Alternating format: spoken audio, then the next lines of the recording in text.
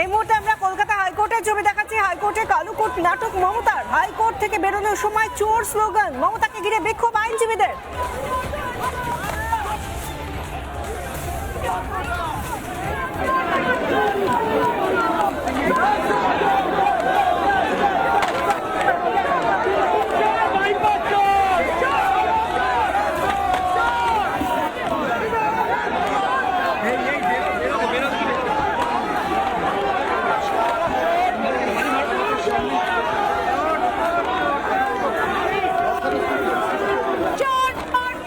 যে ছবিটা আমরা দেখতে পাচ্ছি, হাইকোর্টে কালো কোট নাটক মমতার, এই নিয়ে কি বলছেন আইনজীবীরা, শুনুন।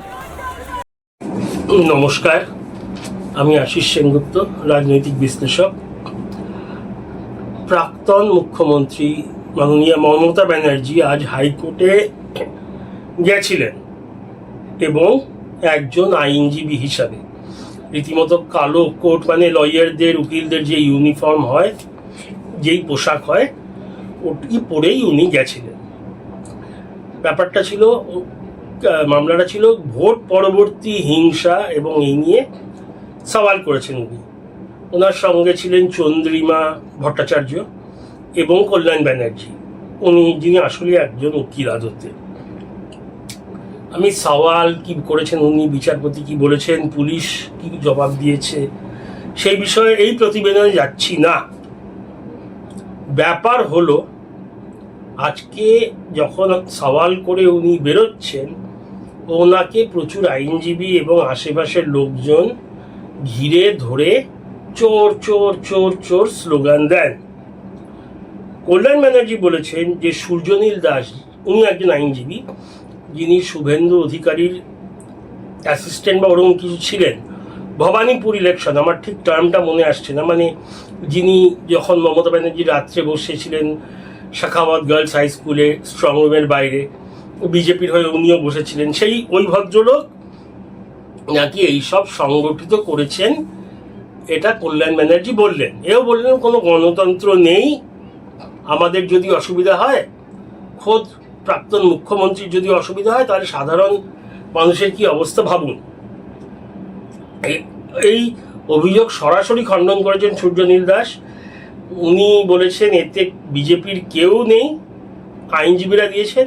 আরেকজন উকিলকে তো বলতে শোনা গেল যে তৃণমূলপন্থী আইনজীবীরাই নাকি চোর চোর বলেছে, যারা এতদিন তৃণমূলের হয়ে হাইকোর্টে অনেক ঝামেলা করতেন বিস্তর, তারাই নাকি এখন এইসব করছেন। যদিও কে করেছেন কে না করেছেন জানা যায়নি। আমার এখানে একটি ছোট্ট প্রশ্ন, এই যে কংগ্রেস আমলে সিদ্ধার্থ শঙ্কর রে ওনার ক্ষমতা হারিয়েছিলেন, সিপিআইএম এর বুদ্ধদেব ভট্টাচার্য ক্ষমতা হারিয়েছিলেন, বুদ্ধদেব বাবুর সাথে 170 জন সিপিএম এমএলএ ক্ষমতা হারিয়েছিলেন। কাউকে তো সিদ্ধার্থ শঙ্করের কংগ্রেস হোক বা সিপিআইএম হোক, কাউকে তো জনগণের কাছে চোর চোর চোর চোর শুনতে হয়নি। তাহলে মমতা ব্যানার্জিকে কেন শুনতে হচ্ছে, অভিষেক ব্যানার্জিকে কেন শুনতে হচ্ছে? তৃণমূলের যেই যাদের নাম খারাপ, এমনি নর্মাল যারা সাধারণ এমএলএ, তাদের শুনতে হচ্ছে খুব একটা, জানি না। তৃণমূলেরও তো বহু লোক হেরে গেছেন, প্রায় 135 মতো হেরে গেছেন, 70 জন এমএলএ এবারে টিকিট পায়নি, এনারা তো সব রাস্তায় বেরোচ্ছেন। এদের দেখে চোর চোর অনেককেই শুনতে হচ্ছে, কিন্তু যাদের একটা নামে স্ট্যাম্প পড়ে গেছে। এটা কেন? শুধু এই রাজ্যে না, এই যে ধরুন 2024-এ যোগীজি, যার বিশাল দাপট, যার পার্টির, যোগী আদিত্যনাথজির, লোকসভায় বিজেপি হেরে গেছিল, 35 না 36টা সিট পেয়েছিল 80টার মধ্যে। সেদিন তো ওদের অনেক কিছু বোধহয় শুনতে হয়ে থাকতে পারে, আমি জানি না, কিন্তু চোর চোর চোর চোর কাউকে শুনতে হয়নি। মহারাষ্ট্রে উদ্ধব ঠাকরে হেরেছিলেন, শরদ পাওয়ার এককালে হেরেছিলেন, কাউকে তো চোর চোর বলে স্লোগান শুনতে হয় না। তাহলে বারবার তৃণমূলকেই কেন শুনতে হয়? আর ব্যাপারটা দেখুন, ছোট খাটো নিন্দা যদি করা হতো মমতা ব্যানার্জিকে, একদম কনস্ট্রাকটিভ, কোনো গালাগালের কথা বলছি না, অসভ্যতামির কথা বলছি না, ওগুলো তো করা উচিত না। একটু নিন্দা করা হলে তার বিরুদ্ধে পুলিশ অ্যাকশন, জেল। নাম করা ইউটিউবার যাদের মিলিয়ন, মানে 10 লাখ এর বেশি সাবস্ক্রাইবার্স, বা 2 লাখ 4 লাখ যাদের নাম আছে, সোশ্যাল মিডিয়া ইউটিউবের সবাই যাকে এক ডাকে চেনেন, ইউটিউব সোশ্যাল মিডিয়ার বাইরেও চেনেন, তাদের বিরুদ্ধেও পুলিশ অ্যাকশন, হ্যারাসমেন্ট, পরিবারের বউ এদের নিয়ে টানাটানি।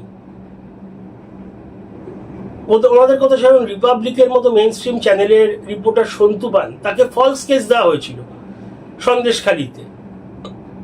এই টাইপের অত্যাচার যিনি করেছেন, যার বিরুদ্ধে একটা শব্দ বলা যেত না, এখন উনি রাস্তায় বেরোলে জনগণ চোর চোর বলছে। কেন এটা আপনাদের কি মনে হয়? চোর চোর বলা উচিত না কেন? উনি আফটার অল আমাদের মুখ্যমন্ত্রী ছিলেন, তারপর একজন মহিলা। কিন্তু কতটা অত্যাচার যদি কেউ করে থাকে যে তাকে আজকাল এই চূড়ান্ত অপমানিত হতে হচ্ছে।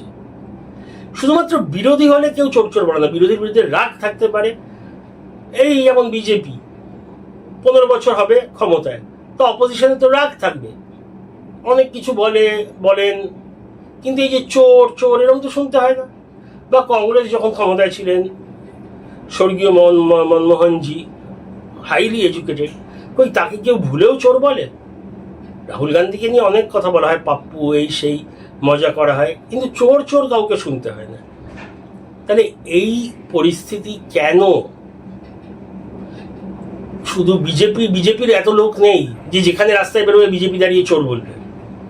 তাই বিজেপিকে দোষ না দিয়ে, বিরোধীদের দোষ না দিয়ে, নিজেরা কি ভুল করেছে সেইটা কি একবার বিশ্লেষণ করা উচিত না? আত্মবিশ্লেষণ, এটাই আমার প্রশ্ন। আপনাদের গুরুত্বপূর্ণ মতামত জানাবেন। আর যদি প্রতিবেদন ভালো লাগে প্লিজ সাবস্ক্রাইব করবেন। অনেক অনেক ধন্যবাদ। জয় হিন্দ, বন্দে মাতরম, জয় শ্রীরাম।